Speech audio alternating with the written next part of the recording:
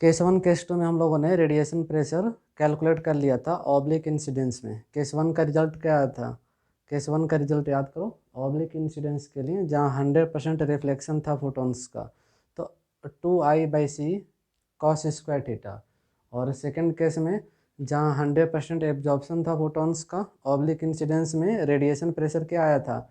I/c cos square theta. ठीक है, आज हम यहाँ देखने वाले हैं थर्ड केस देखने वाले हैं। ठीक है, थर्ड केस में है ना, यहाँ पे रिफ्लेक्शन और एब्जॉर्प्शन दोनों कंसीडर करेंगे। ठीक है, रिफ्लेक्शन भी होगा फोटॉन्स का और एब्जॉर्प्शन भी होगा और ऑब्लिक इंसिडेंस ही होगा, जैसा कि आप लोगों ने देखा होगा केस 1 केस 2। तो यहाँ पर हम लोग रेडिएशन प्रेशर कैलकुलेट करने वाले हैं। चलिए स्टार्ट करते हैं। चलो देखो सब लोग, तो मैं यहाँ लिखता हूँ heading case 3। Case 3 radiation pressure निकालना है ना। रिफ्लेक्शन भी होगा, रिफ्लेक्शन एंड एब्जॉर्प्शन दोनों, एब्जॉर्प्शन बोथ। ठीक है, रिफ्लेक्शन भी होगा और एब्जॉर्प्शन भी होगा दोनों। ठीक है, मतलब रिफ्लेक्टिव पावर को R मान लेता हूँ तो एब्जॉर्प्टिव पावर को R के टर्म्स में लिख सकता हूँ 1 - R दोनों में। ठीक, याद कीजिए फोटोन सरफेस पे गिर रहे थे ऑब्लिकली, तो यहाँ पर सरफेस हो गया, फोटॉन्स ऐसे गिर रहे होंगे, सरफेस हो गया है ना। फोटॉन्स ऐसे गिर रहे होंगे, देखा होगा आपने। ठीक है, इंटेंसिटी लाइट की I, वेवलेंथ लैम्डा, और नॉर्मल से थीटा एंगल पे, कितने एंगल पे गिर रहे थे? नॉर्मल से थीटा एंगल पर, है ना। चलो याद करो, कुछ याद आ रहा है कि नहीं। और यहाँ से यहाँ तक ये जो एरिया था कंसीडर किया गया था A, याद आया। चलो एरिया था A। ठीक, तो यहाँ पर हम लोग देखना चाहते हैं, ठीक है, कि ये जो फोटॉन्स गिर रहे हैं है ना, तो ये कितना फोर्स लगाने वाले हैं सरफेस के ऊपर, है ना। और फोर्स आ जाएगा तो प्रेशर भी आ जाएगा। तो सबसे पहले क्या पता करेंगे कि कितने फोटॉन्स गिरेंगे पर सेकंड, है ना, जैसा कि आपने पहले भी देखा होगा। तो लिख देता हूँ मैं, नंबर ऑफ फोटॉन्स इंसिडेंट पर सेकंड। क्या आया था लास्ट लेक्चर में, देखा होगा, इंसिडेंट पर सेकंड इक्वल टू क्या आएगा, आपने देखा होगा लास्ट लेक्चर में, देख सकते हो, IA lambda cos theta by HC। कैसे पता चला था? तो IA कॉस थीटा था पर second energy incident by 1 photon की एनर्जी HC बाई लैम्डा। वो लैम्डा ऊपर चला गया तो ऊपर दिख रहा है, तो पर सेकंड इतने फोटोन गिरेंगे। अच्छा, रिफ्लेक्टिव पावर यहाँ पे रिफ्लेक्टिव पावर क्या है? R है, तो कितने फोटॉन्स रिफ्लेक्ट होंगे पर सेकंड, तो यहाँ से निकाल सकते हैं। फोटॉन्स रिफ्लेक्टेड पर सेकंड कितने फोटॉन्स रिफ्लेक्ट होंगे, तो ये जो फोटॉन्स की संख्या पर सेकंड इंसिडेंट, इसी में R से मल्टीप्लाई कर लो तो क्या आ जाएगा, सोचो जरा, IA लैम्डा बाई HC और कॉस थीटा, इसी में किससे मल्टीप्लाई कर लिया जाए? R से। किससे मल्टीप्लाई किया जाए? R से। तो इतने फोटॉन्स पर सेकंड क्या होंगे? रिफ्लेक्ट होंगे। इतने फोटॉन्स पर सेकंड क्या होंगे? रिफ्लेक्ट होंगे। अच्छा, पर सेकंड कितने फोटॉन्स एब्जॉर्ब होंगे उसको भी आप निकाल सकते हो। फोटॉन्स एब्जॉर्ब्ड पर सेकंड कितने फोटॉन्स एब्जॉर्ब होंगे, इक्वल टू फोटॉन्स एब्जॉर्ब्ड पर सेकंड। कैसे निकालोगे सोचो, है ना। तो इसी में मल्टीप्लाई कर लो, किससे? A से। तो IA lambda cos theta by HC by क्या हो जाएगा? HC, और यहाँ पे क्या? A आएगा। क्या आएगा? A आएगा। और A की वैल्यू मैं यहाँ लिख देता हूँ R के टर्म्स में, तो IA lambda cos theta by HC, और A की वैल्यू कितना? 1 - R। ठीक, तो पर सेकंड कितने फोटॉन्स रिफ्लेक्ट होंगे मालूम है, पर सेकंड कितने फोटॉन्स एब्जॉर्ब होंगे, है ना, ये भी अपने को पता चल चुका है। ठीक, अब हम बात करने वाले हैं रिफ्लेक्टेड फोटॉन्स के लिए। ठीक है, तो याद कीजिए जब हम लोग केस 1 पढ़ रहे थे, फोटॉन्स रिफ्लेक्ट हो रहे थे, तो उसमें सिंगल फोटॉन जो था उसका मोमेंटम में चेंज क्या आता था, 2h/λ cos theta, 2h/λ cos theta. और डायरेक्शन क्या था, फोटॉन का मोमेंटम चेंज हो रहा था अपवर्ड में, तो मोमेंटम ट्रांसफर कर रहा था सरफेस को डाउनवर्ड में, तो सरफेस पे फोर्स लग रहा था डाउनवर्ड में, याद कीजिए ना। ठीक है, तो देखिए आगे बढ़ते हैं इसमें। Momentum transferred, momentum transferred, momentum transferred by one reflected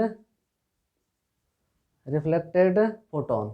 one reflected photon कितना मोमेंटम ट्रांसफर करेगा, तो आपने देखा था 2h/λ cos थीटा, और किधर ट्रांसफर कर रहा था, डाउनवर्ड में सरफेस को, किधर ट्रांसफर कर रहा था, डाउनवर्ड में सरफेस को। ठीक है, तो सरफेस पे जो फोर्स लगेगा वो किधर होगा, डाउनवर्ड में होगा। तो देखिए total momentum transferred by reflected photons, जो रिफ्लेक्टेड फोटॉन्स हैं कितना मोमेंटम ट्रांसफर करने वाला है सरफेस को, इक्वल टू, तो रिफ्लेक्टेड फोटोन की संख्या जो है उसी में इससे मल्टीप्लाई कर लेंगे, तो टोटल मोमेंटम ट्रांसफर्ड हो जाएगा, total momentum transferred by reflected photons per second, क्योंकि 1 सेकेंड में जो मोमेंटम में चेंज आएगा यही क्या बन जाएगा, फोर्स, यही फोर्स बन जाएगा। ठीक है, रिफ्लेक्टेड फोटोन से फोर्स बन जाएगा। चलो तो देख लेते हैं, IA/λ/hc cos theta into R into, इसमें किससे मल्टीप्लाई करेंगे, 2h/λ cos थीटा से, किससे मल्टीप्लाई करेंगे, 2h/λ cos थीटा से। थोड़ा सा ज़्यादा कैलकुलेशन हो रहा है तो थोड़ा सा अच्छे से लिखना होगा ताकि कवर हो जाए। हाँ, तो देखिए टोटल, थोड़ा अच्छे से लिखें ताकि इसके अंदर कवर हो जाए। चलो देखो, total momentum transferred by reflected photons per second, equal to, 1 second में है ना कितना मोमेंटम ट्रांसफर करेंगे रिफ्लेक्टेड फोटॉन्स, तो फोटॉन्स की जो संख्या है और ये मल्टीप्लाई कर लें आपस में तो काम हो जाएगा। तो IA/λ/hc और cos theta into R into 1 photon जो मोमेंटम ट्रांसफर कर रहा है, 2h/λ cos theta, 2h/λ cos theta. अच्छा, इसको ज़रा सॉल्व किया जाए तो लैम्डा और एच कैंसिल हो जाएगा, तो क्या आ जाएगा सोचो, 2IA है ना into R into cos square theta by C. इतना फोटॉन्स मोमेंटम ट्रांसफर करेंगे रिफ्लेक्टेड फोटॉन्स, इतना जो रिफ्लेक्टेड फोटॉन्स हैं इतना मोमेंटम ट्रांसफर करेंगे सरफेस को पर सेकेंड, तो यही तो फोर्स बन जाएगा ना, यही क्या हो जाएगा, force due to reflected photons. तो इसको मैं F1 नाम देता हूँ, F1, क्योंकि यहाँ एक फोर्स और आने वाला है, किन से, एब्जॉर्ब फोटॉन से।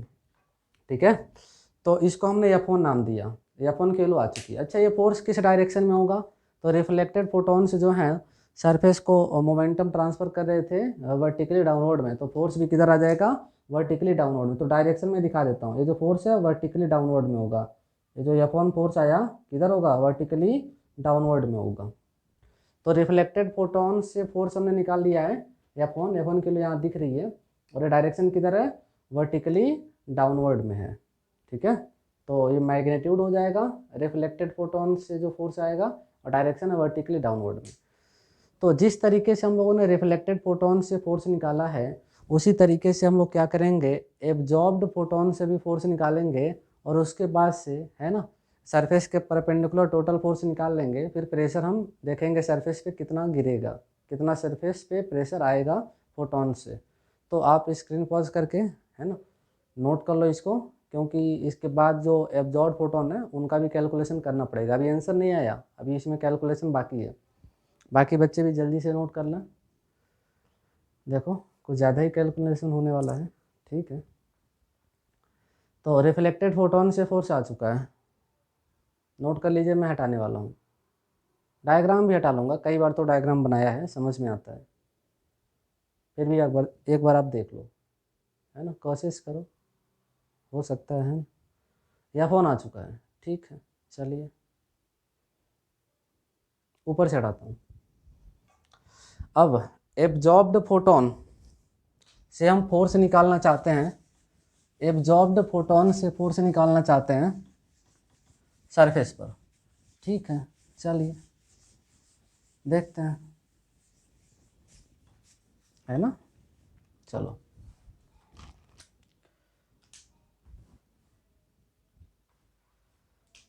हाँ, तो सिंगल जो फोटोन होगा एब्जॉर्ब्ड वाला कितना मोमेंटम ट्रांसफर करता है, जो उसके पास होता है एच बाई लैम्डा था, याद करो केस 2 कल का, case 2 H by lambda transfer कर रहा था ना। और एच बाई लैम्डा कैसे ट्रांसफर कर रहा था, वर्टिकल से थीटा एंगल पे। तो कल का जो केस 2 में फोर्स आ रहा था वर्टिकल से थीटा एंगल पे ही था वो। मैं यहाँ लिखता हूँ momentum momentum transferred momentum transferred by one absorbed photon equal to क्या था, केस 2 देख लो, एच बाई लैम्डा। सरफेस को ट्रांसफर कर रहा था, सिंगल फोटोन कितना मोमेंटम ट्रांसफर करेगा, है ना, momentum transferred by one absorb photon कितना, एच बाई लैम्डा। और डायरेक्शन क्या था, याद करो कल का, ऐसे ना वर्टिकल से थीटा एंगल पे, तो ऐसे वर्टिकल का डायरेक्शन था। ठीक है, और थीटा एंगल पे ट्रांसफर कर रहा था। कल का केस देखो, केस नंबर 2, केस नंबर 2 देखो, काम हो जाएगा। चलिए, तो डायरेक्शन में दिखा देता हूँ, ऐसे वर्टिकल वाला डायरेक्शन था ये, यहाँ से कितने एंगल पर, थीटा एंगल पे ट्रांसफर कर रहा था, ऐसे थीटा एंगल पे। ठीक, मोमेंटम ऐसे ट्रांसफर करेगा एच बाई लैम्डा। तो एक फोटोन इतना ट्रांसफर कर रहा है, तो टोटल मोमेंटम ट्रांसफर पर सेकंड कितना आएगा, एब्जॉर्ब फोटोन से, टोटल संख्या तो यहाँ दिख रही है ना फोटोन्स की संख्या। तो देखो total momentum transferred total momentum transferred by absorbed photons per second equal to, है ना। तो संख्या इतनी है, तो संख्या I A lambda by H C cos theta 1 minus R, 1 minus R ये अलग है, 1 माइनस आर, ये तो संख्या हो गया। इनटू करेंगे क्या, एच बाई लैम्डा से। जरा सॉल्व करते हैं इसको, देखते हैं क्या आने वाला है, इक्वल टू, तो लैम्डा और एच कैंसिल हो जाएगा, तो आएगा आई ए बाई सी और 1 माइनस आर कॉस थीटा, यही आएगा, चेक कर लो, I A by C 1 minus R cos theta, इतना आया। ठीक है, अब देखिए यही क्या बन जाएगा, फोर्स F2 ड्यू टू इस फोर्स को, ये फोर्स ही तो बनेगा क्योंकि मोमेंटम में जो चेंज आएगा पर सेकेंड वो फोर्स है, ये फोर्स बन जाएगा due to absorb photon, suppose it is F2। इस फोर्स को क्या मान लिया हम लोगों ने, F2 मान लिया। अच्छा, इस F2 का डायरेक्शन क्या होगा, F2 का डायरेक्शन क्या होगा, जरा सोचो। तो जिधर सरफेस को मोमेंटम ट्रांसफर किया था, सरफेस को एब्जॉर्ब फोटोन ने मोमेंटम ऐसे ट्रांसफर किया था, तो इसी डायरेक्शन में फोर्स मिल जाएगा कौन, F2, इसी डायरेक्शन में फोर्स मिल जाएगा अपना F2। तो F1 भी आ चुका है, मैग्नीट्यूड डायरेक्शन पता है, F2 भी आ चुका है, मैग्नीट्यूड डायरेक्शन पता है। अब हम लोग निकाल सकते हैं, ठीक है, प्रेशर सरफेस पर, क्या निकाल सकते हैं, सरफेस पर प्रेशर। तो चलिए इधर से हटा देता हूँ, कैलकुलेशन करते हैं, अब प्रेशर निकालते हैं। तो देखो प्रेशर निकालने के लिए क्या चाहिए, फोर्स चाहिए जो कि सरफेस के परपेंडिकुलर हो, है ना। तो ठीक है, देखते हैं। नाउ यहाँ से हम लोग आगे बढ़ते हैं, कैलकुलेशन शुरू करते हैं। Now radiation pressure on surface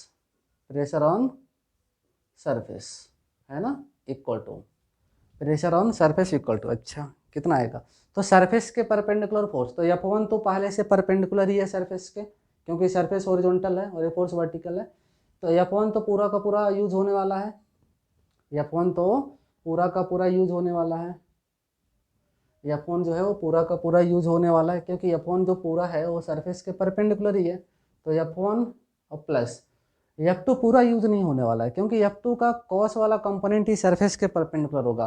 F2 cos theta he surface के परपेंडिकुलर होगा, तो यहाँ लिखना चाहिए अपने को F2 कॉस थीटा। ये फोर्स हो गया which is perpendicular to surface divided by cross section area, basically area, जितने एरिया पे प्रेशर निकालना है। आया समझ में? ठीक है, तो बस F1 F2 रख करके सॉल्व कर लीजिए, काम हो गया। अब तो आप खुद से कर सकते हो। चलो फिर भी मैं करा देता हूँ। F1 कहाँ है? यही तो है, यही तो है ये। तो F1 है 2IA R cos square theta by C plus F2 उधर है IA by C 1 minus R cos theta, 1 minus R cos theta, है ना। और एक और कॉस थीटा यहाँ से आ गया, एक और कॉस थीटा यहाँ से आ गया। तो ये कॉस थीटा क्या बन जाएगा? सोचो, कॉस स्क्वायर थीटा, थोड़ा दिमाग तो लगा लो। कॉस थीटा यहाँ है और इसमें कॉस थीटा पहले से, तो cos theta into cos theta क्या हो गया? कॉस स्क्वायर थीटा बाई ए। तो देखो ए ऊपर है, न्यूमरेटर में कॉमन कर लो, कैंसिल हो जाएगा। और इसमें से कुछ चीज़ें कॉमन हो रही हैं, जैसे आई ए, अच्छा ए तो कैंसिल हो गया, I cos square theta by सी, ये कॉमन हो रहा है, I cos square theta by सी, ये दोनों में है, कॉमन हो जाएगा, I cos square theta by c. और बचेगा क्या? यहाँ बचेगा ऊपर 2r और प्लस यहाँ बचेगा 1 माइनस आर, तो ये क्या हो जाएगा, है ना, 2r और माइनस आर, तो r 1 प्लस आर हो जाएगा। तो फाइनल आंसर आ चुका है, देखो सब लोग, फाइनल आंसर क्या आ चुका है? I by C 1 plus R, bracket में 1 plus R into cos square theta into cos square theta, है ना। तो बस हो गया है, आ गया है, आ गया है। देखो दिमाग की ज़रूरत है यहाँ। I by C 1 plus R cos square theta. तो केस 3 में जहाँ रिफ्लेक्शन के साथ साथ एब्जॉर्प्शन भी था ऑब्लिक इंसिडेंस में, तो हम लोगों ने रेडिएशन प्रेशर निकाल लिया। इसमें आई क्या? इंटेंसिटी ऑफ लाइट, सी है स्पीड ऑफ लाइट, आर आप समझ रहे हैं रिफ्लेक्टिव पावर, और थीटा है नॉर्मल से जो एंगल बना रहा था लाइट रे, ये है। ठीक है, आप केस 1 केस 2 को वेरीफाई कर सकते हो। केस 1 केस 2 को, केस 1 में 100% रिफ्लेक्शन था, तो R1 आएगा, तो 1 प्लस 1 2 बन जाएगा, वही तो 2I/C होता था। और केस 2 में आओगे तो A1 होगा, R0 होगा, तो R0 रख के देखो, केस 2 भी वेरीफाई होगा। इवन आप नॉर्मल इंसिडेंस वाले को भी यहाँ से वेरीफाई कर सकते हो। स्टार्टिंग में याद करो, नॉर्मल इंसिडेंस वाला कराया था ना, केस 1 केस 2 केस 3, तो थीटा जब 0 पुट करोगे ना, तो नॉर्मल इंसिडेंस वाले भी, है ना, जो केसेस थे यहाँ से वेरीफाई हो सकते हैं। आप अगर इसी को याद रख लो ना, इस रिजल्ट को याद रख लो, तो जो टोटल 6 केस कराया है, 3 केसेस आपने देखे हैं नॉर्मल इंसिडेंस में, और इधर भी 3 केस देखा ऑब्लिक इंसिडेंस में, उन सब का आंसर आप वेरीफाई कर सकते हो, है ना। अब जब एग्जाम में सवाल आए तो टाइम कम होता है, ठीक है, तो प्रूव करने की ज़रूरत नहीं होती है। आपको क्या है ना, रिजल्ट थोड़ा सा याद होना चाहिए। रिजल्ट याद है तो जो स्टार्टिंग के 3 केसेस थे नॉर्मल इंसिडेंस में, और लास्ट के जो 3 केसेस हैं ऑब्लिक इंसिडेंस के, उनको आप यहाँ से वेरीफाई कर सकते हो अगर रिजल्ट याद है तो। नॉर्मल इंसिडेंस में जाना है तो थीटा 0 ले लेना, और 100% रिफ्लेक्शन है तो R1 लेना, 100% एब्जॉर्प्शन है तो R0 लेना, क्योंकि A1 हो जाएगा।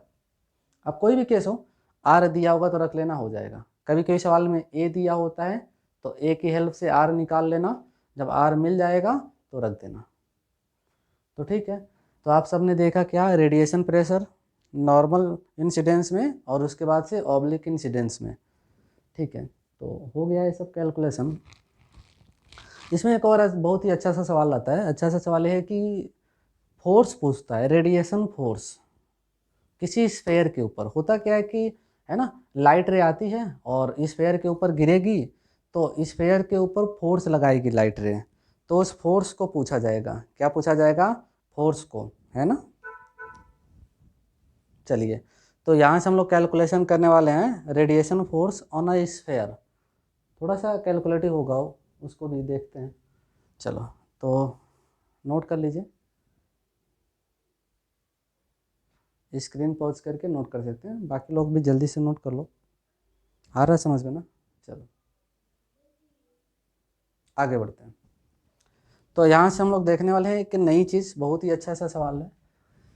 Radiation force on a sphere, radiation force on a sphere. कोई स्फेयर होगा अपने पास, उस स्फेयर पे क्या निकालने वाले हैं? लाइट कितना फोर्स लगाएगी, लाइट कितना फोर्स लगाएगी। अच्छा, फोर्स निकालना है वो भी लाइट का है। चलो कोशिश करेंगे, और क्या देखते हैं हो पाता है कि नहीं, कैसे निकालेंगे। सोचो, लाइट का फोर्स निकालना है किसी स्फेयर पे। अब स्फेयर जो है ना, प्लेन सरफेस नहीं होता है ना, ध्यान देना। स्फेयर कैसा होता है? Curve surface. स्फेयर होता है कैसा? Curve surface, spherical. अभी तक जो हम लोग प्रेशर या फोर्स जो निकाल रहे थे वो प्लेन सरफेस पे निकाल रहे थे, वो तो आसानी था, प्लेन सरफेस पे निकाला था। लेकिन यहाँ पर क्या होगा, स्फेरिकल सरफेस जो है ना एक कर्व होगा। तो अब तो कर्व सरफेस आ गया है ना, थोड़ा सा बढ़ गया कैलकुलेशन। चलिए पहले मैं हेडिंग लिख देता हूँ कि करना क्या है ना। हेडिंग अपना radiation force, radiation force, radiation force on a sphere. कोई स्फेयर होगा जिसके ऊपर हमें क्या निकालना है? Radiation force.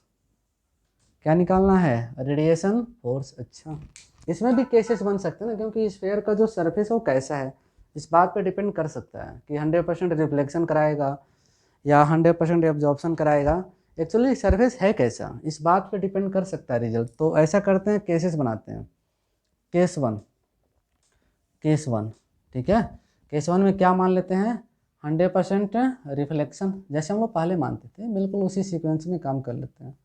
100% रिफ्लेक्शन, इसका मतलब R1 हो जाएगा, और ये क्या हो जाएगा बोलो बच्चों? 0। ये क्या हो जाएगा? 0। 100% रिफ्लेक्शन। तो एक स्फीयर ले लेते हैं जिसका रेडियस R ले लेते हैं, कैपिटल R, एंड लाइट उसके ऊपर गिरेगी, ठीक है।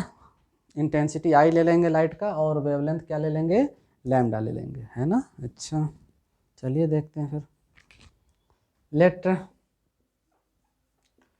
I sphere of radius R on which light is incident, on which light is incident, जिसके ऊपर लाइट गिर रही है, लाइट इज इंसिडेंट, जिसके ऊपर लाइट गिर रही है। अच्छा देखते हैं फिर। तो स्फीयर लेंगे, क्या लेंगे बोलो? स्फीयर। अच्छा, बड़ा सा स्फीयर बनाते हैं, आप भी बड़ा बनाना स्फीयर, नहीं तो छोटा स्फीयर में कैलकुलेशन नहीं दिखेगा। हाँ चलो बड़ा सा स्फीयर ले लूँ। देखो बन गया स्फीयर। अच्छा नहीं दिखा क्या? अच्छा तो है, ठीक है। अच्छा नहीं है, चलो दूसरा बना देता हूँ फिर, उसमें क्या है। तो एक स्फीयर बना देता हूँ जिस पर लाइट गिर रही है। चलिए बड़ा सा स्फीयर, अच्छा सा स्फीयर,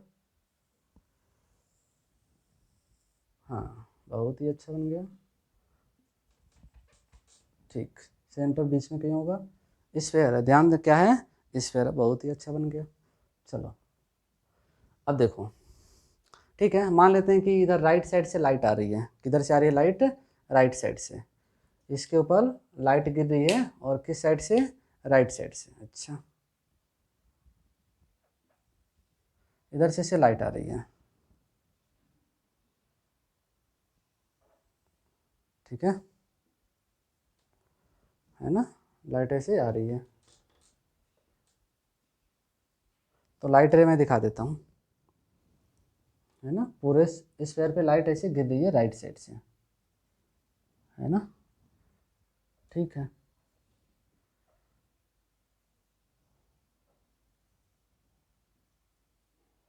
ठीक, हाँ ऐसे लाइट रे ऐसे जा रही हैं, इनकी इंटेंसिटी आई है, वेवलेंथ लैम्डा है, ठीक। ऐसे लाइट आ रही है, ये आगे जाएंगी इधर, मैं यहाँ दिखा नहीं रहा हूँ क्योंकि बहुत ही कॉम्प्लिकेटेड डायग्राम हो जाएगा। तो मान लो कि लाइट आ ही रही है, ऐसे गिरेंगे, ठीक है। चलो इस लाइट रे को मैं थोड़ा आगे बढ़ा दिया, दिखा रहा हूँ कि फोटोन ऐसे जाएगा, यहाँ टकराएगा, और यहाँ रिफ्लेक्शन हो जाएगा। क्या हो जाएगा? रिफ्लेक्शन। अच्छा, तो ऐसे लाइट रे आ रही है, इधर से टॉर्च जलाया है, लाइट रे आ रही है, इंटेंसिटी आई है, और वेवलेंथ क्या है इनका लैम्डा, तो ऐसे आ रही है ना। तो इधर से जब लाइट रे जाएगी ना तो सर जो स्फेयर है ना, तो इधर का जो हाफ पोर्शन है स्फेयर का उसी पे तो गिरेगी लाइट, उधर का जो हाफ पोर्शन है उस पर तो नहीं जाएगी, तो इधर वाले पे गिरेगी, तो इधर वाले पे ही कैलकुलेशन करना होगा, है ना। स्फेयर का जो इधर वाला पोर्शन है आधा, इसी पे लाइट रे ऐसे गिर रही है, तो स्फेयर के जो स्फेयर का जो हाफ पार्ट है इधर मेरे साइड वाला, इधर वाला, इसी पे लाइट गिरेगी, है ना। उधर पीछे थोड़ा जा पाएगी लाइट, है ना। ठीक है, अब देखो तो कैसे किया जाए सवाल। यहाँ पे सरफेस क्या है ना, प्लेन नहीं है, कर्व है बिल्कुल। अच्छा, सरफेस कैसा है, कर्व है। क्या करें क्या करें, तो ठीक है ऐसा करते हैं, कुछ एलिमेंट लेते हैं, एलिमेंट लेना होगा। तो ऐसा करता हूँ मैं, ये हॉरिजॉन्टल डायरेक्शन है, ये है अपना हॉरिजॉन्टल डायरेक्शन, है ना। तो यहाँ से क्या करता हूँ, थीटा एंगल पे चलता हूँ, है ना। यहाँ से थीटा एंगल पे चलता हूँ मैं। अच्छा, थीटा एंगल पे, कितना एंगल पे बोलो, थीटा। और थीटा एंगल पे चलता हूँ और डी थीटा एंगुलर विड्थ वाला एक मैं एलिमेंट चूज करना चाहता हूँ। यहाँ पर मैं एक एलिमेंट लेना चाहता हूँ, एरिया लेना पड़ेगा ना फिर। तो वो जो एलिमेंट होगा कितना एंगल बनाएगा यहाँ सेंटर पे, जो एलिमेंट है कितना एंगल बनाएगा सेंटर पे, तो यहाँ है छोटा सा एंगल डी थीटा, कितना एंगल बनाएगा ये, डी थीटा। ये जो एलिमेंट है सेंटर पे कितना एंगल बना रहा है, डी थीटा, दिख रहा है ना सबको। तो ये छोटा सा एंगल बनाएगा सेंटर पे कितना, डी थीटा। अच्छा, यहाँ जो एलिमेंट हम मानने वाले हैं ये सेंटर पे कितना एंगल बनाएगा, डी थीटा। एलिमेंट जो है सेंटर पे कितना एंगल बनाएगा, डी थीटा। अच्छा, अब सोचो एलिमेंट कैसा होगा, तो एलिमेंट ऐसे मान रहा हूँ, ध्यान से देखना, एलिमेंट हम मान रहे हैं ऐसे, देखिए एलिमेंट यही है, यही है, कोई सोच रहे हैं क्या हो रहा है। चलो यही एलिमेंट है, सोचो एलिमेंट ये रिंग होगी, क्या होगी, रिंग। आधा रिंग की पूरा रिंग, तो पूरा ही होगा, आधा कहाँ से, पूरा ही चारों तरफ होगा रिंग, ब्लैक वाला रिंग चारों तरफ होगा, ठीक है ना। अब थीटा पे जा करके डी थीटा का हमने एक डी थीटा एंगुलर विड्थ वाला एलिमेंट लिया जो कि रिंग है, और रिंग चारों तरफ पूरा रिंग है, ध्यान दें। अच्छा, यहाँ पे अगर मैं नॉर्मल वाला डायरेक्शन खींचूँ, नॉर्मल, तो आपको पता है कि स्फीयर के केस में जो रेडियस वाली लाइन है वही तो नॉर्मल होती है, तो यहाँ पे नॉर्मल खींचना चाहता हूँ क्योंकि लॉ ऑफ रिफ्लेक्शन लगाना है मुझे। तो नॉर्मल, ये जो लाइन है इसी को आगे बढ़ा लोगे तो यही क्या बन जाएगी, नॉर्मल। रेडियस वाली लाइन ही तो नॉर्मल होती है ना, पता है कि नहीं आपको, पता तो करो। स्फीयर हो या सर्किल हो, रेडियस वाली लाइन ही क्या बन जाती है, नॉर्मल। तो ये नॉर्मल हो गया रेडियस वाली लाइन। अच्छा, अब देखो इसको थीटा माना तो एंगल भी क्या हो जाएगा, थीटा होगा।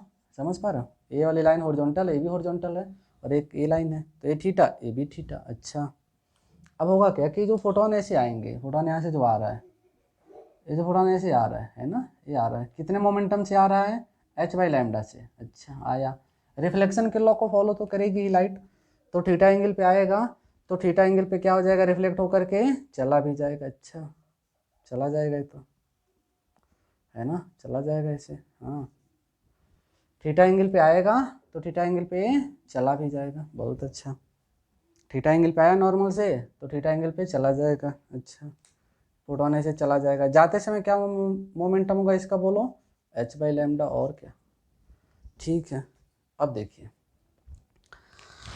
हाँ, तो पहले हम लोग क्या कर लेते हैं, ये जो ब्लैक वाला एलिमेंट आप देख रहे हो, ये जो रिंग है ना, तो यहाँ पर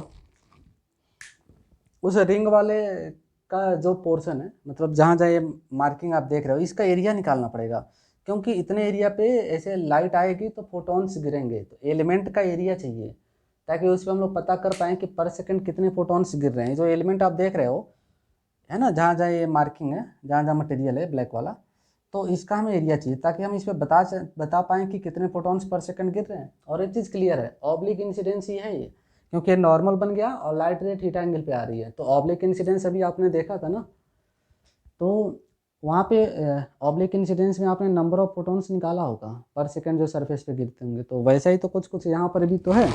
अब देखो, जो रिंग है, डिफरेंशियल एलिमेंट है अपना, उसको हम लोग देखना चाहते हैं। चलिए देख लो फिर, देखना चाहते हो तो देख लो। चलो,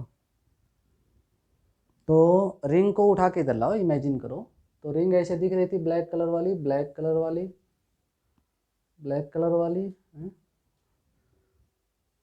चलो ये रिंग दिख रही थी अपने को, बहुत ही अच्छा रिंग बना दिया मैंने।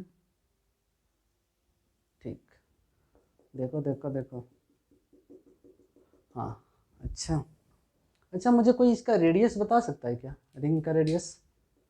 रिंग का रेडियस कितना होगा, रेडियस ऑफ रिंग? तो यहाँ से देखो, तो यहाँ से यहाँ तक रेडियस है, तो आर कॉस थीटा ये वाला यहाँ से परपेंडिकुलर डालूँ तो आर कॉस थीटा हॉरिजॉन्टल वाला होगा, जो कि रेडियस तो नहीं है, तो आर साइन थीटा, यहाँ से यहाँ तक रेडियस है ना ये, तो आर कॉस थीटा तो रेडियस नहीं बनेगा इस रिंग का, तो कौन बनेगा, आर साइन थीटा, ये R sine theta, R cos theta और आर साइन थीटा ये इक्वल टू ए, तो आर साइन थीटा हो जाएगा जो एलिमेंट है ना, जो एलिमेंट माना गया है, एलिमेंट, एलिमेंट जो है वो क्या है, क्या है, क्या है, रिंग है, जिसका रेडियस क्या है, आर साइन थीटा, रेडियस क्या है रिंग का, आर साइन थीटा। अच्छा ये थिकनेस क्या होगी, सोचो जरा, ये थिकनेस क्या होगी, थिकनेस होगी R into D theta, R into D theta, thickness कितनी होगी, आर इंटू डी थीटा, है ना। कैसे निकला, कुछ तो बहुत परेशान होंगे कि क्या हो क्या रहा है। तो ये एंगल डी थीटा था ना, तो यही तो थिकनेस होगा, ये आर्क लेंथ समझो ना इसको, आर्क लेंथ यस समझो, यही तो है, तो रेडियस है, तो एंगल इक्वल टू, आपने नहीं सुना है, आर्क लेंथ अपॉन रेडियस, तो आर्क लेंथ कितना आ जाएगा, आर इंटू डी थीटा, तो क्यों नहीं हो पा रहा है, तो ये थिकनेस कितनी आएगी, आर इंटू डी थीटा। अच्छा अब देखो, जो एलिमेंटल रिंग है, जो एलिमेंट है रिंग, ठीक है, इसका हमें निकालना पड़ेगा एरिया, कौन सा एरिया, तो अंदर का एरिया नहीं, ध्यान दो, ये वाला एरिया नहीं, हवा में थोड़ा फोटोन गिर रहे हैं, ये नहीं चाहिए अपने को, अपने को चाहिए जहाँ जाए मार्किंग है ना, ये एरिया। तो ऐसा करो, इसको बीच से कट करके सीधा कर लो, तो रेक्टेंगुलर स्ट्रिप दिखेगा सीधा सा बिल्कुल, जिसका लेंथ हो जाएगा सर्कमफियरेंस, और थिकनेस ब्रेड्थ हो जाएगी आर डी थीटा। तो सोचो सोचो, इसका एरिया डी ए मानो, एलिमेंट है तो छोटा सा एरिया कितना, कट करके सीधा करो तो रेक्टेंगुलर स्ट्रिप, तो लेंथ इंटू ब्रेड्थ आएगा, तो लेंथ हो जाएगा 2 पाई, है ना, circumference 2 pi R, but R क्या है, R sine theta, 2 pi R sine theta है, ये लेंथ हो जाएगा, इंटू ब्रेड्थ कितना, आर इंटू डी थीटा। अच्छा ये हो जाएगा इसका एरिया एलिमेंट का।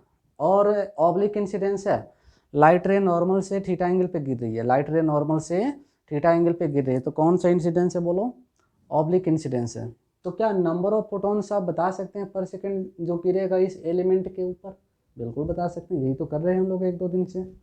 तो देखिए, number of photons, number of photons incident,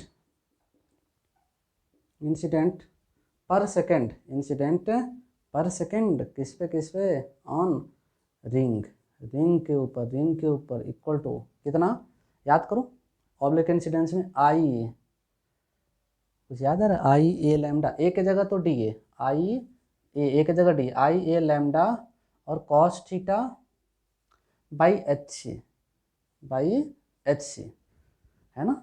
तो इतने फोटॉन्स गिरेंगे पर सेकंड किसके ऊपर, रिंग के ऊपर, किसके ऊपर, रिंग के ऊपर। अब मैं डी ए भी यहाँ रखने वाला नहीं हूँ, क्योंकि डी ए रखूँगा तो बहुत ज़्यादा हो जाएगा, मैं बाद में रखूँगा, पहले आप स्क्रीन पॉज करके इसको नोट कर लो, नोट कर लो, नहीं तो कुछ भी समझ में, कुछ भी बाद में याद नहीं आएगा और कन्फ्यूजन भी हो जाएगा अगर आप नोट नहीं करोगे ढंग से, तो इसे मैं बार बार बोलता हूँ कि स्क्रीन पॉज करके लिखें। फिजिक्स में जब तक आप सिस्टमेटिकली नोट्स नहीं बनाएंगे, सिस्टमेटिकली लिखेंगे नहीं, तब तक आपका सिलेक्शन नहीं हो सकता, अच्छे मार्क्स आप नहीं ला सकते। तो फिजिक्स के साथ मजाक ना करें, अच्छे से नोट करें, ईमानदारी से काम करना पड़ेगा,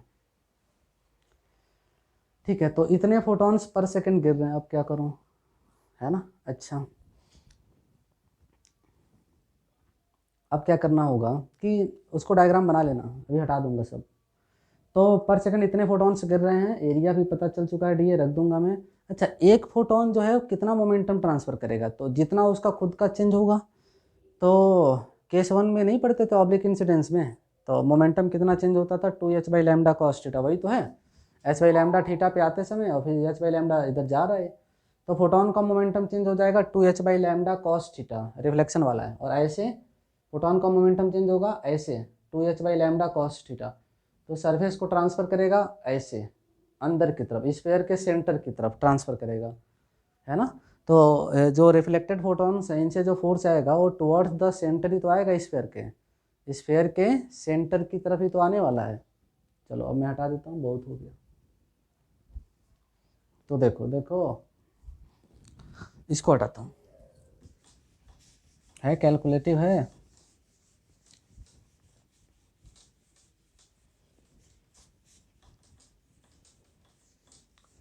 हाँ तो क्या किया जाए, momentum transferred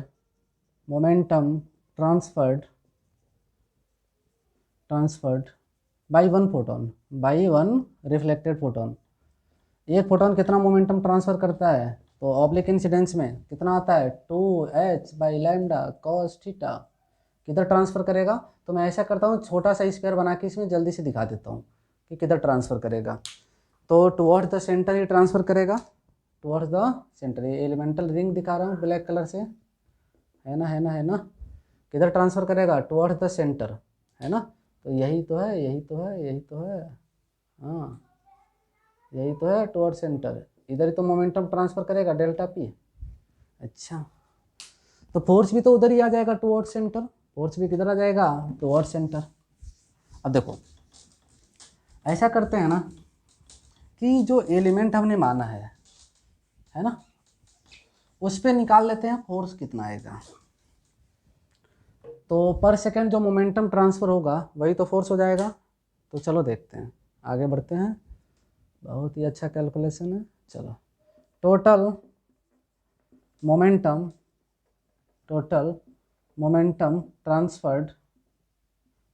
transferred to ring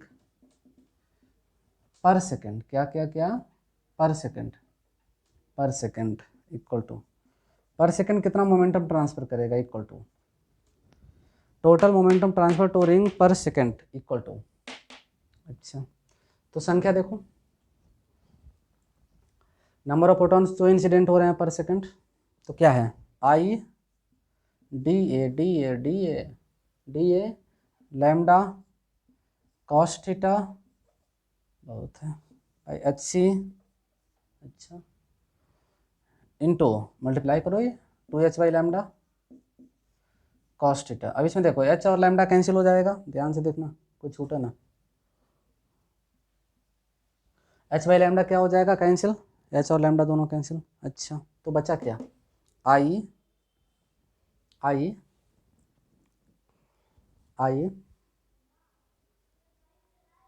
ठीक है, डी उधर देखो कहीं होगा, 2πr, तो 2πr स्क्वायर हो गया ना, फिर आर दो जगह, तो 2πr स्क्वायर देख लो उधर, 2πr square sine theta d theta है, साइन थीटा डी थीटा, और इसमें कॉस थीटा, अच्छा कॉस स्क्वायर थीटा, और यहाँ का भी तो 2 है, इंटू 2 बाई सी, अच्छा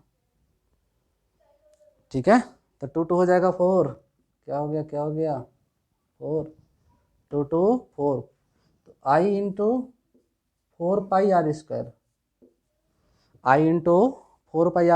sign theta cos square theta d theta, अच्छा बाई सी।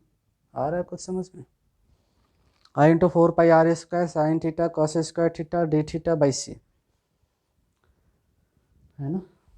ये हो जाएगा total momentum transferred to ring पर सेकेंड। और ये जो है ना, यही तो डिफरेंशियल फोर्स हो जाएगा रिंग पर, इक्वल टू डी एफ, छोटा सा फोर्स माना डी एफ, क्योंकि रिंग अपने आप में एलिमेंट है, तो उस एलिमेंट के ऊपर जो फोर्स आया वो भी छोटा ही फोर्स होगा, तो उसको डी एफ बना दिया। क्या बना दिया, डी एफ।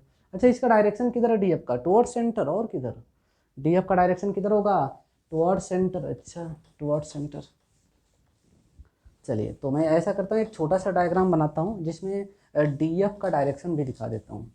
क्या करूँगा, उसमें डी एफ का डायरेक्शन दिखा दूंगा मैं। अच्छा चलिए देख लीजिए, फिर देख लीजिए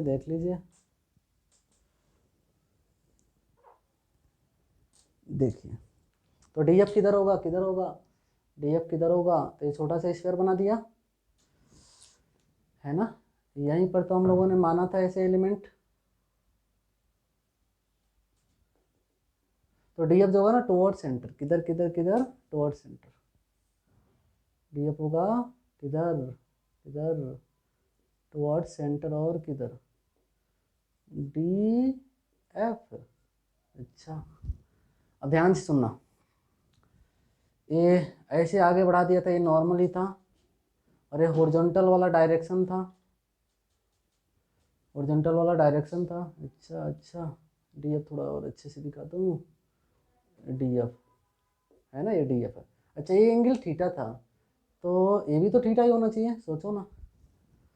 अब देखना, यहाँ से डी एफ ऐसे आएगा, यहाँ से देखोगे तो ऐसे आएगा, सर्कुलर है ये पूरा, रिंग है ये, तो चारों तरफ से ऐसे सेंटर की तरफ आएगा। अब कैसे बताऊँ मैं, चारों तरफ से किधर आएगा, टुवर्ड्स सेंटर ऑफ स्फेयर, है ना। अब इसे डी एफ के दो कंपोनेंट हो सकते हैं, एक तो हॉरिजॉन्टल में और दूसरा वर्टिकल में। तो जितने भी डी एफ मिलेंगे उनका हॉरिजॉन्टल कंपोनेंट तो इधर ऐड होगा, क्योंकि लाइट ऐसे गिरी तो सरफेस भी इधर ही लगा, सरफेस पे फोर्स भी इधर ही लगाएगी। लाइट स्फीयर पे ऐसे गिर रही है तो फोर्स भी ऐसे लगाएगी निगेटिव एक्स में, तो निगेटिव एक्स में ही फोर्स लेना चाहिए था अपने को। तो डी एफ पूरा अपने काम का नहीं है, डी एफ का component, d F cos theta ही रिस्पॉन्सिबल होगा स्फीयर पे फोर्स लगाने के लिए, क्योंकि डी एफ का जो परपेंडिकुलर कंपोनेंट है, बेसिकली परपेंडिकुलर क्या, वर्टिकल बोलना चाहिए मुझे, डी एफ का जो वर्टिकल कंपोनेंट है वो सर्कुलर सिमेट्री से कैंसिल हो जाएगा। तो we have to take the component of D F along horizontal. कौन सा कंपोनेंट लेना चाहिए, हॉरिजॉन्टल वाला, वही फोर्स लगाने के लिए रिस्पॉन्सिबल है। तो हॉरिजॉन्टल कंपोनेंट क्या है डी एफ का, डी एफ कॉस थीटा। तो D F cos theta is responsible for force on sphere. तो मैं लिख देता हूँ, we have to consider, we have to consider only horizontal component, only horizontal component, केवल horizontal component low. we have to consider only horizontal component of df, जो कि क्या हो जाएगा, df cos थीटा। अब देखो देखो, अब देखो, अब सीधे लिखता हूँ, बहुत टाइम पास हो गया, सीधे लिखता हूँ, है ना। Net force on sphere, now net force on sphere, net force on sphere equal to D F cos theta, क्या क्या क्या, डी एफ कॉस थीटा। अच्छा चलो चलो, डी एफ रख दो, बहुत ही आसान है, तो बहुत ज़्यादा ही है, रखते हैं उसको। I into 4 pi are square, I into 4 pi are square sine theta cos square theta, अच्छा डी थीटा, हाँ बाई सी, और उसमें भी cos theta into cos theta, तो कॉस क्यूब थीटा हो जाएगा, ध्यान देना क्या हो जाएगा, कॉस क्यूब थीटा। अच्छा इक्वल टू, चलो चेक करते हैं क्या आया, कांस्टेंट कॉमन हो जाएगा, तो I into 4 pi are square by c common हो जाएगा, I into 4 pi are square by c common हो जाएगा, और इंटीग्रेशन होगा किसका किसका, sine theta into cos cube theta और डी थीटा। थीटा का लिमिट क्या लगाना चाहिए, सोचो, फर्स्ट डायग्राम को देखो, थीटा का लिमिट क्या लेना चाहिए। तो रियलिटी में अगर मैं यहाँ दिखाऊँ, ऐसे स्क्वायर था, तो सबसे छोटा रिंग यहाँ बनेगी और सबसे बड़ा रिंग यहाँ बनेगी, ये सबसे छोटा रिंग यहाँ और सबसे बड़ा रिंग यहाँ, और ये हॉरिजॉन्टल से थीटा लेते थे, तो इसके लिए थीटा 0 होगी, क्योंकि इसी लाइन का इसी एंगल 0, और इसके लिए थीटा कितना हो जाएगा 90, सबसे बड़ा रिंग। तो सबसे छोटा रिंग के लिए थीटा 0 और सबसे बड़े रिंग के लिए थीटा 90, तो लिमिट हो जाएगा 0 से 90, 0 से पाई/2। इंटीग्रेशन की लिमिट क्या हो जाएगी, बोलो, 0 से पाई/2। अच्छा 0 से पाई/2, ठीक है। अब इसी को सॉल्व कर लेंगे तो आंसर आ जाएगा। स्क्रीन पॉज कर लो सब लोग और नोट कर लो। अभी भी आंसर नहीं आया, अभी तो इसको सॉल्व करना पड़ेगा। चलो अब तो मैथमेटिक्स है, मेन चीज़ तो हो चुकी है। 0 से पाई/2 तक ये लिमिट है, 0 से पाई/2। चलो अब इसमें सब्सटीट्यूट करना होगा ना कुछ, तो कॉस थीटा को टी मान लो, तो मेरे ख्याल से हो जाएगा, कॉस थीटा को टी मान के कर लो ना। चलो मैं करा देता हूँ, पहले आप नोट कर लो यहाँ तक। थोड़ा सा कैलकुलेटिव हो गया है, लेकिन है आसान, परेशान ना हो, आसान है। क्योंकि एक ही जैसा काम हम लोग बार बार कर रहे हैं। याद करो, जब से हम लोगों ने प्रेशर निकालना शुरू किया है, रेडिएशन प्रेशर, तो एक ही टाइप का कैलकुलेशन है। बाकी वेक्टर वगैरह है, कंपोनेंट लेना, तो जनरल चीज़ें हैं, आपको आना चाहिए। थोड़ा सा अच्छे लेवल पे हो गया, एडवांस लेवल पे हो गया।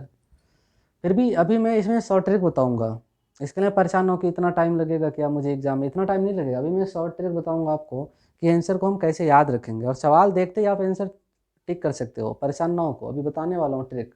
मुझे इसका आंसर पता है, फिर भी ऐसे टाइम पास कर रहा हूँ। इसका आंसर आएगा I/C into pi are square. वो 4 अभी कैंसिल हो जाएगा, इसमें से 4 अभी ये 1/4 आने वाला है, तो ये 4 से 4 गायब हो जाएगा, तो आंसर आएगा I/C into pi are square. मुझे आंसर पहले से पता है, मुझे कोई ऐसा सवाल दे तो मैं आंसर 10 सेकंड के अंदर टिक करके दिखा दूंगा उसको। लेकिन एक बार कैलकुलेशन करने से थोड़ा फील आती कि हाँ आंसर कैसे आया था, तो थोड़ा सा ज़्यादा समय तक दिमाग में याद भी रहती है आंसर, इसीलिए प्रूव कराया जाता है।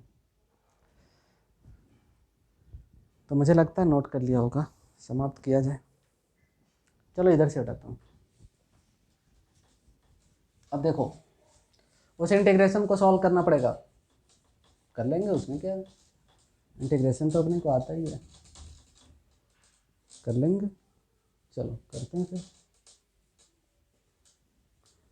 चलो बच्चों देखो क्या किया जाए।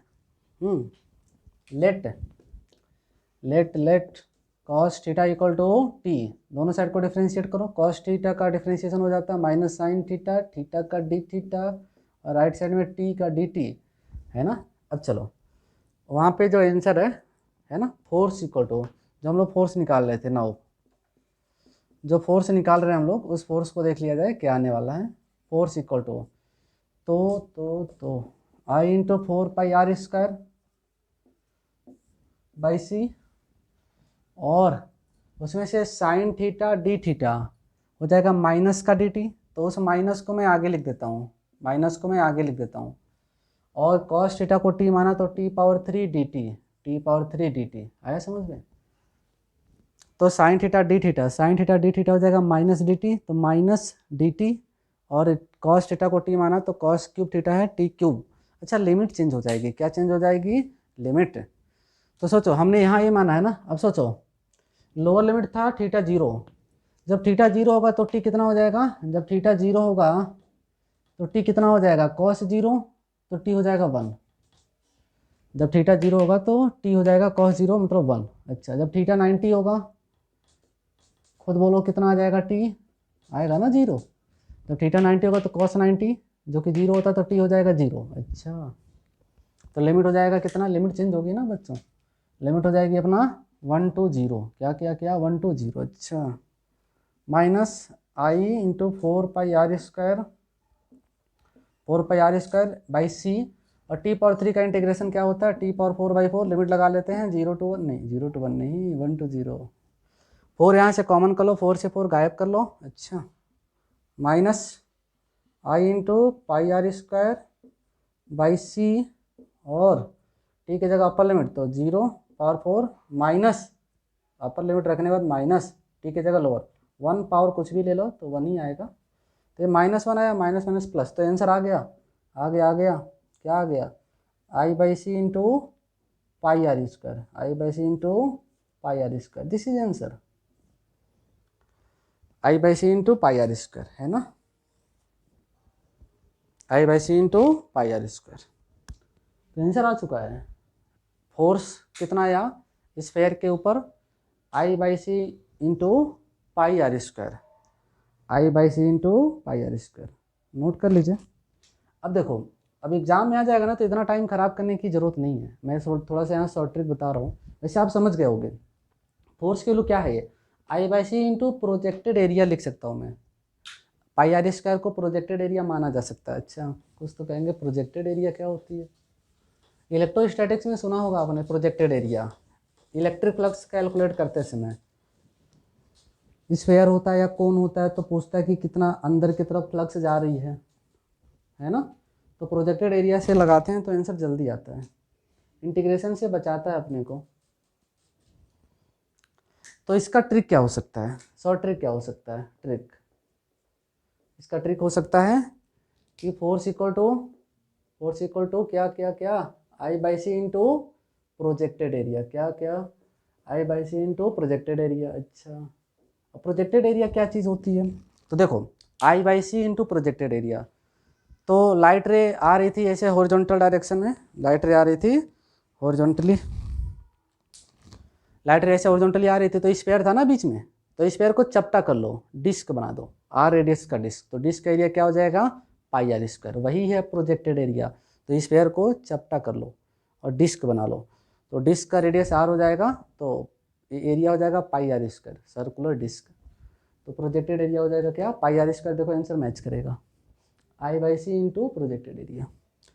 या अगर आपको ऐसे डिस्क से समझ में नहीं आ रहा चपटा करो, तो क्या करें, लाइट रे हॉरिजॉन्टल में आ रही थी, तो आप क्या करो ना, हॉरिजॉन्टल का परपेंडिकुलर डायरेक्शन में एरिया देखो, हॉरिजॉन्टल के परपेंडिकुलर में एरिया जो कि मैक्सिमम भी हो स्फीयर में, मतलब स्फीयर को बीच से जस्ट मिड से कट करो, और कटिंग फेस को देखो, वो सर्कुलर दिखेगा, कटिंग बीच स्फीयर को बिल्कुल मिड से कट करो, और कटिंग फेस को देखो सर्कुलर दिखेगा ना, वही है प्रोजेक्टेड एरिया। तो I by c into projected area circular होगा पाई आर स्क्वायर।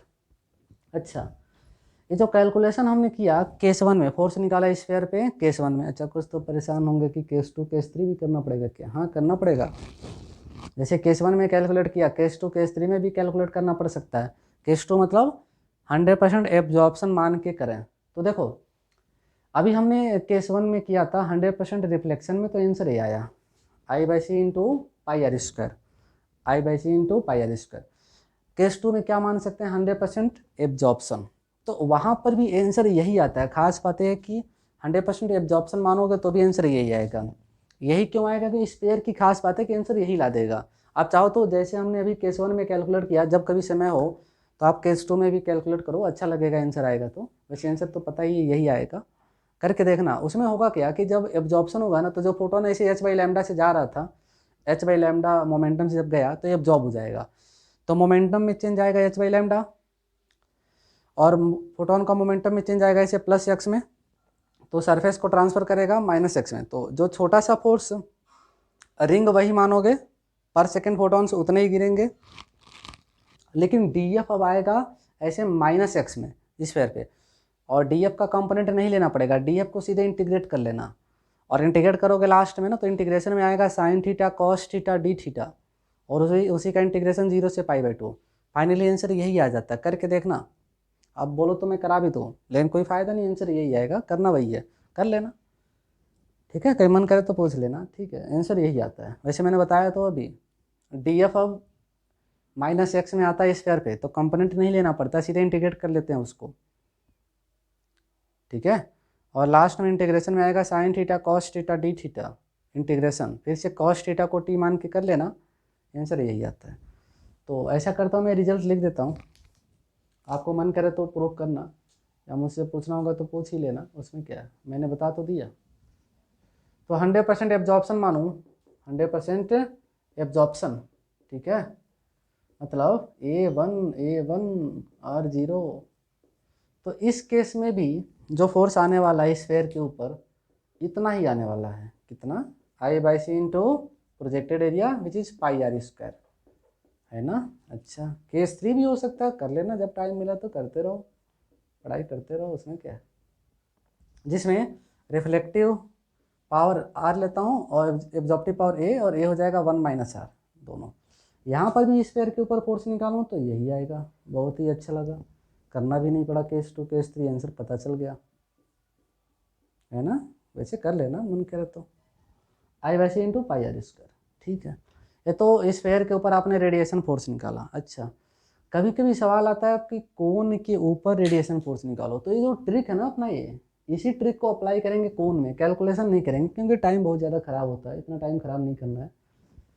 तो इस ट्रिक का यूज करके हम लोग कोन के ऊपर भी फोर्स निकाल सकते हैं रेडिएशन वाला। तो इसको जल्दी से आप नोट कर लें, स्क्रीन पॉज करके, मैं कोन वाला भी आज करा देता हूँ। और कल नेक्स्ट इसका जो लेक्चर होगा, 5वां जो लेक्चर होगा, इसमें हम लोग क्या करेंगे, इससे रिलेटेड क्वेश्चन करेंगे, बहुत सारे अच्छे अच्छे सिलेक्टेड क्वेश्चंस करेंगे जो अपने एग्जाम में एज इट इज़ पूछे जाते हैं। तो आज कौन वाला भी कर लेते हैं, फिर कल इस पर न्यूमेरिकल में करा दूंगा, और उसके बाद से स्टार्ट करेंगे हम लोग फोटो इलेक्ट्रिक इफेक्ट। आ रहा समझ में? चलो तो हटाता हूँ मैं।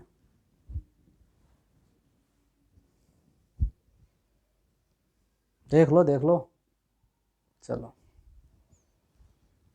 कोन वाला एग्जाम्पल लेते हैं, कोन वाला एग्जाम्पल। कौन कौन नहीं, कौन कौन कौन नहीं, कौन की बात कर रहा हूँ। कौन समझते हैं, आइसक्रीम वगैरह तो खाते होंगे कौन वाली। हाँ वही कौन है। चलो रेडिएशन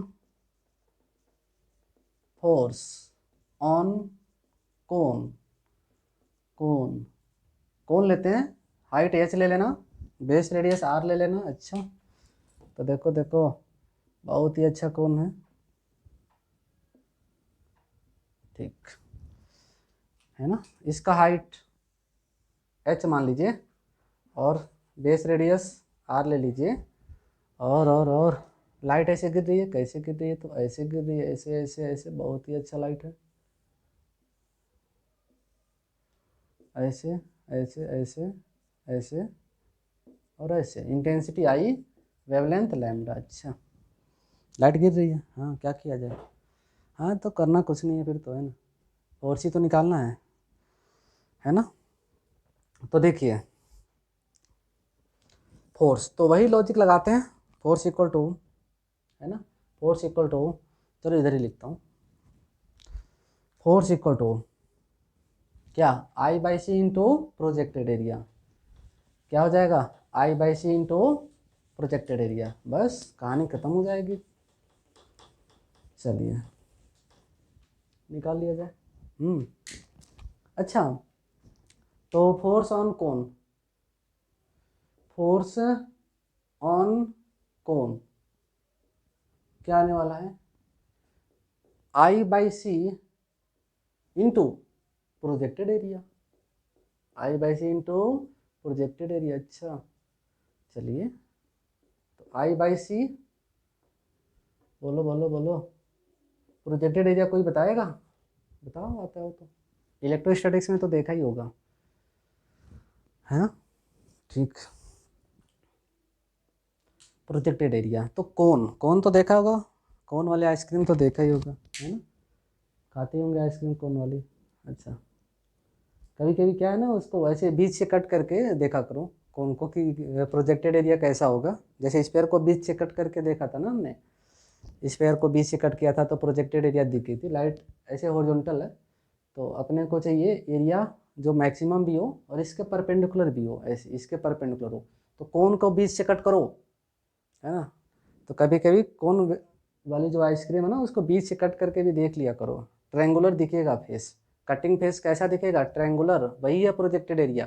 कौन ऐसे है, बीच से कट करो, बिल्कुल बीच से, और कटिंग फेस को आराम से देखो तो ट्रायंगुलर फेस दिखेगा, जिसका बेस हो जाएगा 2r, रेडियस का डबल, और हाइट तो h होगी, है ना। तो इसमें अगर हम कटिंग फेस देखें, कटिंग फेस ऐसे ट्रायंगल के फॉर्म में दिखेगा, है ना। कौन वाली आइसक्रीम लेके कभी कट भी कर लेना उसको, है ना, बेस हो जाएगा 2r और हाइट कितनी h, तो क्या प्रोजेक्टेड एरिया निकाल पाएंगे, बिल्कुल निकाल पाएंगे। कटिंग फेस ट्रायंगुलर है, बेस 2r का, हाइट h का, तो ट्रायंगल का एरिया सबको पता है 1/2 इंटू बेस इंटू हाइट, यही हो जाएगा projected area, this will be projected area, जो कि ट्रायंगल के फॉर्म में है ना। कोन को बीच से कट करके, कटिंग फेस को देखना, देखना जब भी कोन मिला तो एक बार कट करके देखो बीच से, है ना, तो वही हो जाएगा, जस्ट बीच से कट करोगे तो जो कटिंग फेस वाला एरिया होगा that will be projected area. तो प्रोजेक्टेड एरिया में क्या आएगा, 1/2 बेस 2r हाइट h, है ना, तो क्या आ गया, 2 से 2 कैंसिल हो गया, आई आर एच बाई सी, तो आ गया आंसर, आ गया आई आर एच बाई सी, आई है इंटेंसिटी, आर है रेडियस, एच है हाइट कौन की, और सी तो जानते हैं स्पीड ऑफ लाइट, तो आंसर है। अच्छा अच्छा कुछ बच्चे परेशान होंगे, ये ऐसे सोच रहे होंगे कि सर ने बताया नहीं कि 100% रिफ्लेक्शन है कि 100% एब्जॉर्प्शन है कि दोनों भी हैं साथ में। तो जैसे स्पेयर में तीनों केस में आंसर सेम आया था ना, तो कौन में भी तीनों केस में आंसर यही आएगा, कैलकुलेट करने की जरूरत नहीं है। This result is valid for all type of surfaces, मतलब कौन का सरफेस कैसा भी हो रिजल्ट यही होगा। दिस रिजल्ट, जो रिजल्ट आया, this result is valid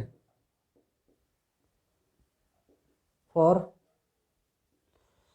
all type of cone, cone किसी भी टाइप का हो, ऑल टाइप ऑफ सरफेसेस, है ना, ऑल टाइप ऑफ कोन। मतलब कहने का मतलब ये है कि 100% रिफ्लेक्शन वाला कोन हो, R = 1 हो, या फिर A = 1 हो, या फिर दोनों हो, R = R and A = 1 - R, तीनों ही केस में आंसर यही आने वाला है, क्या, I/C into projected area, I/C into projected area, है ना। तो बस नोट कर लीजिए, प्रोजेक्टेड एरिया का कॉन्सेप्ट अपने लिए इंपॉर्टेंट होता है। आपने इलेक्ट्रोस्टैटिक्स में देखा होगा, कोई स्फेयर होता है तो पूछता है कि स्फेयर में कितना फ्लक्स इंटर किया, वहाँ यूनिफॉर्म इलेक्ट्रिक फील्ड होती है, तो वहाँ पर भी इसी लॉजिक से करते हैं, फ्लक्स निकालते हैं प्रोजेक्टेड एरिया से, इंटीग्रेशन से बचाएगा आपको प्रोजेक्टेड एरिया। नोट कर लो, मैं थोड़ा सा इलेक्ट्रोस्टैटिक्स वाली चीज़ थोड़ा याद दिलाऊँ आपको। आपने वहाँ प्रोजेक्टेड एरिया देखा होगा। तो लाइट नेचर वाला जो पोर्शन है वो हमने समाप्त कर दिया है। इस पे हम लोग नेक्स्ट लेक्चर में न्यूमेरिकल करेंगे और उसके बाद स्टार्ट करेंगे, है ना, photo electric effect. Modern physics का जो दूसरा सेगमेंट है वो फोटो इलेक्ट्रिक इफेक्ट, उसको स्टार्ट करेंगे। ये हो गया अपना चैप्टर। 2 मिनट में आपको ऐसे थोड़ा सा जनरल बातें बताने वाला हूँ प्रोजेक्टेड एरिया से रिलेटेड, जो आपने इलेक्ट्रोस्टैटिक्स में देखा है। तो मुझे लगता है नोट कर लिया होगा, स्क्रीन पॉज करके नोट कर लो। थोड़ा सा मैं याद दिलाता हूँ, प्रोजेक्टेड एरिया और कहाँ आपने देखा होगा। चलो,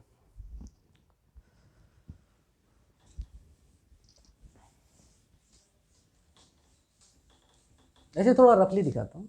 आपने पढ़ा होगा इलेक्ट्रोस्टैटिक्स, बताया गया होगा, या नहीं पढ़ा होगा तो मैं पढ़ा दूंगा। मॉडर्न फिजिक्स के बाद कर लेंगे स्टार्ट। देखो, मान लो ये स्फेयर है, रेडियस R, ऐसे यहाँ से इलेक्ट्रिक फील्ड आ रही है, यूनिफॉर्म इलेक्ट्रिक फील्ड। तो पूछता है कि इसमें कितना फ्लक्स इंटर किया, फ्लक्स जो इंटर कर रहा है, वैसे इंटरिंग फ्लक्स को माइनस बोलते हैं, मैं माइनस प्लस की बात नहीं करने वाला हूँ, ठीक है, तो माइनस बोलते हैं, ठीक है, माइनस हटाओ। कितना फ्लक्स इंटर करेगा। अच्छा, कोई बच्चा जीरो तो नहीं समझ रहा है, टोटल फ्लक्स जीरो होता है स्फेयर में, क्योंकि जितना इंटर करता है फ्लक्स उतना निकल जाता है, तो टोटल फ्लक्स जीरो होता है स्फेयर में। लेकिन इंटर करने वाला फ्लक्स जीरो नहीं होता है, बाहर जाने वाला फ्लक्स जीरो नहीं होता है, टोटल मिला के जीरो होता है, क्योंकि जितना इंटर करता है नेगेटिव में उतना बाहर निकल जाता है पॉजिटिव में, तो टोटल फ्लक्स जीरो आएगा, क्योंकि क्लोज्ड बॉडी है और यूनिफॉर्म इलेक्ट्रिक फील्ड है। टोटल फ्लक्स जीरो आएगा, लेकिन मैं टोटल नहीं पूछ रहा हूँ, इंटर करने वाला। तो इसको निकालते हैं ना, electric field into projected area से।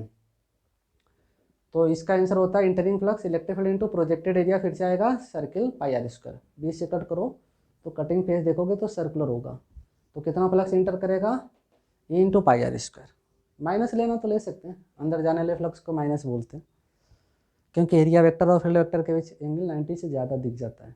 ऐसे कौन वाला सवाल हो सकता है, कौन वाला सवाल, इलेक्ट्रिक फील्ड ऐसे आया, है ना, कितना फ्लक्स इंटर किया कोन में, base radius R, height H, फिर ऐसे ही करोगे ना, फ्लक्स इक्वल टू क्या है ना, electric field into projected area, और आपको पता है ट्रायंगल दिखेगा बेस 2R का, तो 1/2 बेस 2R इंटू हाइट, तो ERH आएगा। ऐसा आप इलेक्ट्रोस्टैटिक्स में पढ़ोगे, मैं पढ़ाऊंगा, परेशान ना होकर।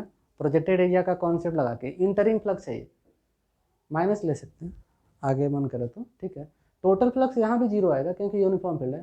टोटल फ्लक्स में नहीं पूछ रहा हूँ कौन से, केवल इंटर करने वाला, इंटर करने वाला नॉन जीरो आता है, कुछ आता है ना, टोटल तो जीरो ही आएगा, बट इंटर करने वाला होता क्या कि जितना इंटर करता है उतना ही बाहर निकल जाता है, तो कुल मिला के जीरो हो जाता है। तो इस तरह से हम प्रोजेक्टेड एरिया का यूज कर सकते हैं सवालों में। तो ठीक है, तो बस नेक्स्ट लेक्चर में हम लोग क्वेश्चंस करने वाले हैं, ठीक है। नेचर ऑफ लाइट जो हमने देखा, इससे रिलेटेड, फोटॉन्स थियरी से रिलेटेड कुछ क्वेश्चंस करेंगे, रेडिएशन प्रेशर से रिलेटेड क्वेश्चंस करेंगे, ठीक है। तो बस आज के लिए इतना ही, बाकी कल हम इस पर न्यूमेरिकल करने वाले हैं, और उसके बाद हम लोग देखने वाले हैं फोटो इलेक्ट्रिक इफेक्ट, है ना। चलो देखते हैं फिर।